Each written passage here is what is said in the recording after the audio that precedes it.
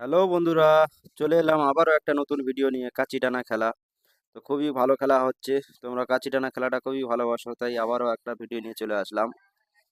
তো খেলাটা দেখে সবাই বলবে কেমন খেলা হয়েছে, দেখতে থাকো।